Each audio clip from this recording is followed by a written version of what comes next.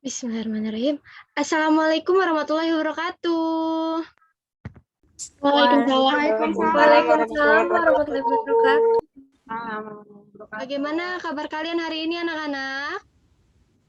Baik, Bu. Baik, Bu. Alhamdulillahirrahmanirrahim. Nah, sebelum memulai pembelajaran hari ini, alangkah baiknya kita berdoa terlebih dahulu ya. Berdoa dimulai.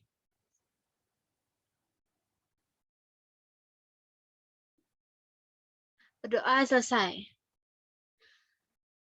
Nah, sebelumnya Ibu akan memberikan link Google Form untuk absen ya. Jika ada teman kalian yang belum join ke Zoom ini, tolong diberitahu untuk segera join, karena Ibu akan memulai pelajaran. Sebelumnya, izinkan Ibu untuk share screen. Materi kita hari ini akan belajar mengenai otomatisasi perkantoran dan virtual office.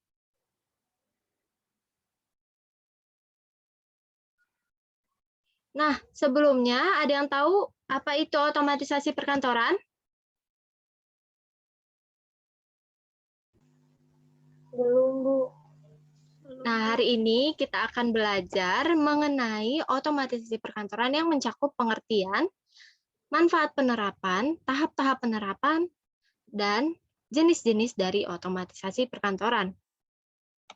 Pertama, Ibu akan menjelaskan mengenai pengertian otomatisasi perkantoran.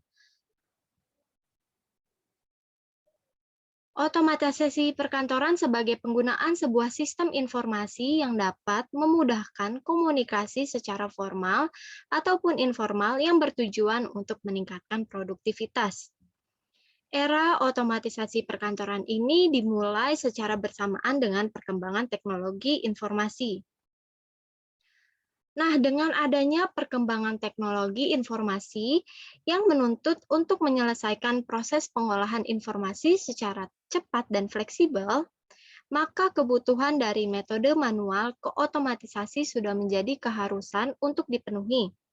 Namun, bukan berarti meninggalkan seluruh proses manual dan memangkas tenaga kerja. Nah, selanjutnya Ibu akan menjelaskan manfaat dari penerapan otomatisasi perkantoran. Manfaat pertama itu merealisasikan pekerjaan kantor menjadi lebih cepat. Karena sebelumnya itu kan menggunakan manual menjadi otomatisasi, ya kan? Dan manfaat yang kedua itu mengurangi kebutuhan staf dalam jumlah besar. Dan manfaat ketiga hanya memerlukan sedikit tempat untuk menyimpan data. Dan yang keempat, data yang disimpan dapat diorganisir dengan baik.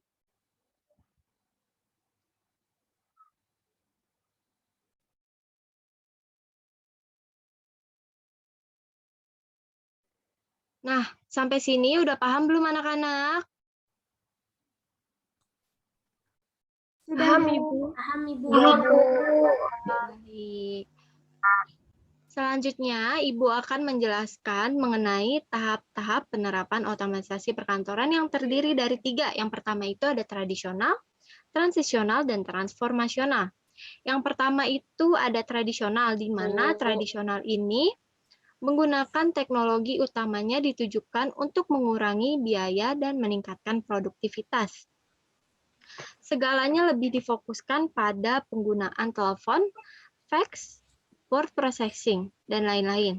Dan yang kedua itu ada transisional. Transisional ditandai dengan mulai digunakannya proses data secara elektronik serta dibangunnya aplikasi untuk keperluan pengarsipan, penyimpanan, dan komunikasi yang berbasis komputer. Dan yang ketiga itu ada transformasional, di mana transformasional ini merupakan penggabungan telekomunikasi dan informasi. Teknologi dan aplikasi-aplikasi untuk otomatisasi kantor yang dipakai diarahkan untuk konvergensi komunikasi atau ICT, semisalnya itu teleconference. Nah, tadi kita kan udah belajar pengertian, manfaat, dan tahapan penerapan. Sekarang kita move ke jenis-jenis otomatisasi perkantoran. Yang pertama itu ada word processing. Word processing adalah penggunaan suatu peralatan elektronik yang secara otomatis melakukan beberapa tugas yang diperlukan untuk membuat dokumen. Nah, contoh dari word processing ini ada Microsoft Word. Kalian sudah biasa kan menggunakan Microsoft Word? Dan yang kedua itu ada email. Email ini adalah electronic mail. Email digunakan untuk memecahkan berbagai masalah yang terdapat pada telepon konvensional. Email itu biasanya Gmail, Yahoo Mail yang sering kita gunakan sehari-hari. Dan yang ketiga ada voicemail. Voicemail ini digunakan untuk mengirim pesan dengan mengucapkan pesan tersebut melalui telepon dan menggunakan telepon untuk memanggil pesan yang telah dikirimkan. Dan yang keempat ini ada e-calendar. E-calendar digunakan untuk penggunaan jaringan komputer untuk menyimpan dan memanggil acara yang telah ditetapkan. Nah, sebenarnya ini ada lebih dari 4 jenis-jenis otomatisasi perkantoran. Ada yang bisa sebutkan 3 saja jenis-jenis dari otomatisasi perkantoran? Saya, Bu. Oh iya, Dinda ya? Iya, Bu. Iya, Dinda, apa Boleh jawabannya? saya jawab sekarang? Ya. Jawabannya ada audio conferencing, ada video conferencing, dan komputer conferencing. Iya, betul sekali, Dinda. Jadi, 3 jenis tersebut yang telah disebutkan oleh Dinda merupakan penggunaan peralatan komunikasi suara, video, dan penggunaan jaringan komputer untuk melakukan pertukaran informasi. Nah, selanjutnya itu kita ada kuis nih.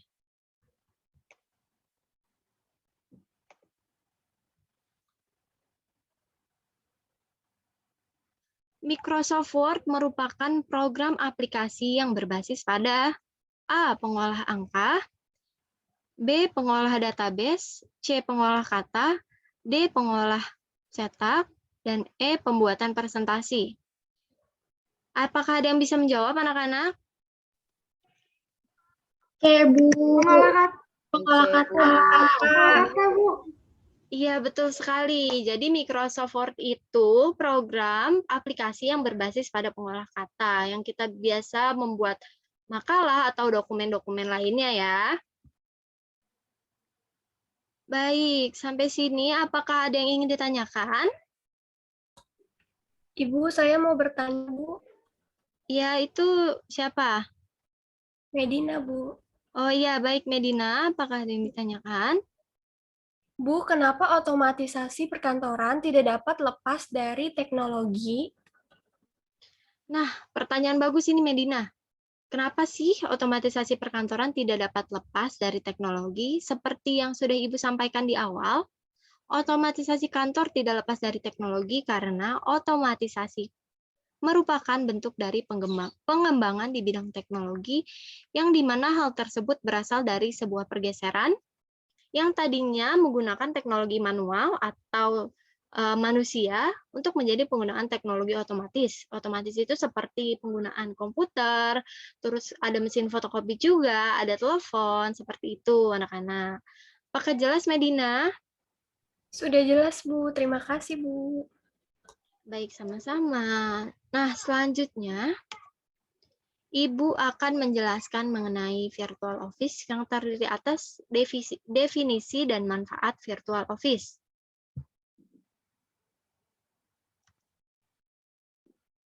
Virtual Office atau kantor virtual merupakan kombinasi dari situs alamat tinggal, komunikasi, dan layanan yang memungkinkan pengguna untuk mengurangi biaya kantor tradisional dengan tetap menjaga profesionalisme bisnis. Kantor virtual atau virtual office adalah sebuah ruang kerja yang berlokasi di dunia internet di mana seorang individu dapat menyelesaikan tugas-tugas yang diperlukan untuk melaksanakan bisnis profesional atau pribadi tanpa memiliki fisik lokasi usaha. Jadi virtual office ini biasa disebut juga kantor dunia maya, di mana tidak perlu menggunakan kantor secara fisik. Tuh, sampai sini sudah paham anak-anak? Paham, Bu. Paham ya, Bu. Baik, selanjutnya Ibu akan menjelaskan manfaat dari penggunaan virtual office. Virtual office atau kantor virtual. Nah, yang pertama ini ada lebih fleksibel. Bekerja secara online akan membuat kita lebih fleksibel dalam menentukan waktu kerja. Kita bisa bekerja pagi maupun malam hari, tergantung dari kesanggupan kita. Yang kedua itu ada hemat biaya. Memiliki kantor secara virtual tidak seperti yang dimiliki kantor lain. Di sini kita tidak diharuskan memiliki peralatan-peralatan yang harus ada dan mendukung keberadaan sebuah kantor. Dan yang ketiga itu banyak pilihan pekerjaan. Dunia maya merupakan tempat di mana kita bisa menemukan banyak sekali pekerjaan.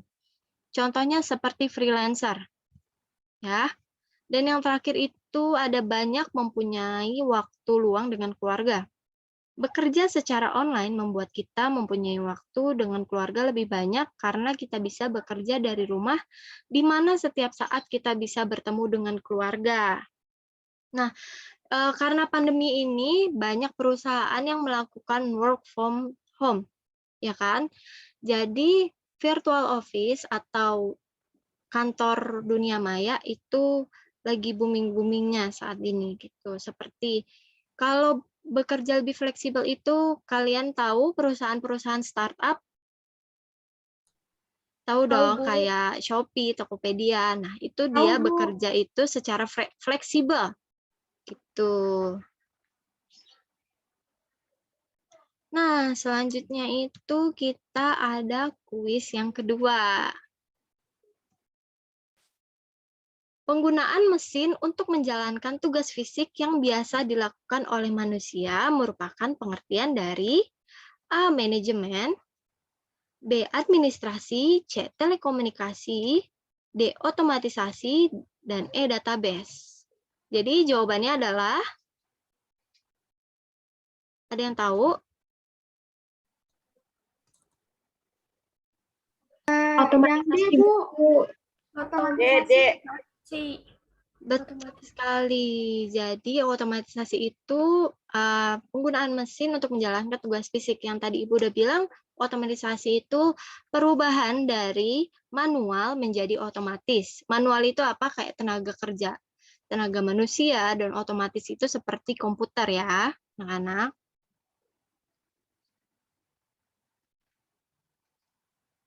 Sampai sini sudah paham belum? Sudah, Bu. Paham, Bu. Alhamdulillah paham ya. Nah, sebelum kita menutup pembelajaran hari ini, apakah ada yang bisa menarik kesimpulan dari pembelajaran kita hari ini?